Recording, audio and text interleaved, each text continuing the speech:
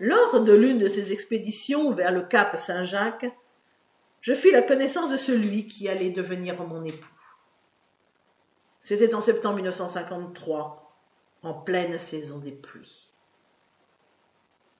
Quelques jours auparavant, portés par la mousson d'été, des trombes d'eau s'étaient abattues sur Saïgon, envahissant les avenues transformées en torrents. Les pousse-pousses se hâtaient dans les gerbes d'eau soulevées par leurs pneus. On marchait déchaussés, les bas de pantalons retroussés sur les mollets. Je ne pouvais m'empêcher de penser que le déluge biblique avait dû commencer de cette façon. 2 ou 3 jours durant, dans la moiteur ambiante, ces trombes, s'abattant en rideaux serrés, giflaient sans répit la Cochinchine. Généralement, après quelques jours d'accalmie, les cieux de nouveau ouvraient leurs vannes.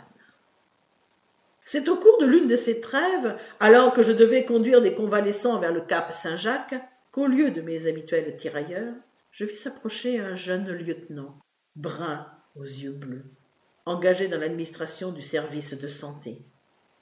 Malgré une coupe en brosse qui lui donnait un petit air martial, il paraissait aussi timide que je l'étais moi-même.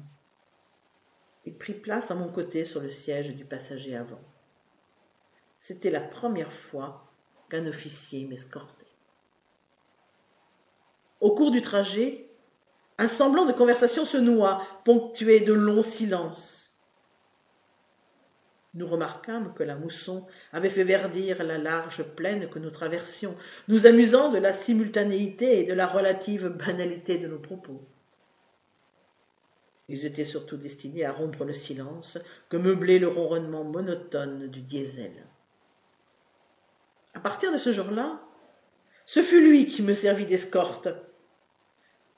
Je ne sus jamais si c'en était créé l'occasion en se portant volontaire pour cette mission. J'avoue que j'ai oublié de le lui demander par la suite.